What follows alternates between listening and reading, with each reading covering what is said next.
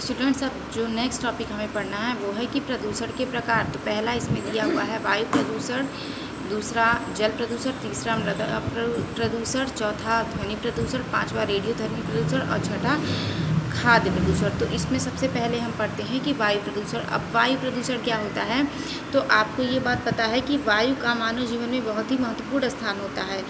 वायु जो है वो हमारे जीवन तत्वों में से एक होती है।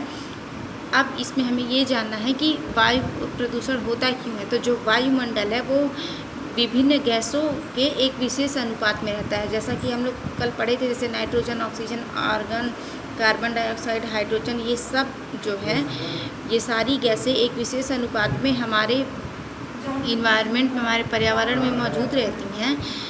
और ये क्या करती हैं कि ऑक्सीजन और कार्बन डाइऑक्साइड के बीच संतुलन बनाए रखती हैं। हम जब सांस लेते हैं तो हमारे लिए ऑक्सीजन जो है ज़रूरी होता है, तो हम ऑक्सीजन ग्रहण करते हैं। और जो पेड़ पौधे होते हैं वो कार्बन डाइऑक्साइड को क्या करते हैं, वो ग्रहण कर लेते हैं। ठीक, तो इससे क्या होता है कि संतुलन बना रहता है। क्यों? क्योंकि हम जो सांस लेते हैं ऑक्सीजन, उसको पेड़ पौधे छोड़ते हैं, और हम कार्बन डाइऑक्साइड छोड़ते हैं तो उसको पेड़ पौधे ले लेते हैं।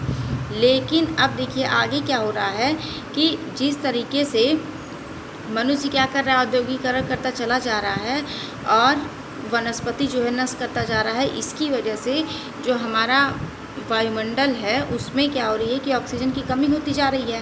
कारखानों का जो है निर्माण होता है जिससे धुएं निकलते हैं, और वातावरण में बहुत सारी गैसें जो हैं वो उनकी वृद्धि होती रहती है। जैसे कार्बन डाइऑक्साइड हो गया, नाइट्रोजन ऑक्साइड हो गया, क्लोराइड, सल्फर डाइऑक्साइड। तो ये जो मुख्य गैसें हैं इनका जो अनुपात है वो बढ़ता चला जा रहा है। कोयला और तेल के जलने से सल्फर डाइऑक्साइड गैस पैदा होती है, जो वायु में पहुंचने पर वर्षा या नमी के साथ घुलकर पृथ्वी तक आ जाती है और गंधक अम्ल बनाती है। ठीक, अब इससे क्या होता है कि जो अम्ल वाला अगर अम्लीय वर्षा होती है तो इसकी वजह से जो धातु है, पुरानी इमारतें हैं, इनको हानि पहुंचती है। ठीक, चिमनियों से जो निकलने वाली गैस होती है उससे वनस्पति क्या हो जाती है, नष्ट होती है।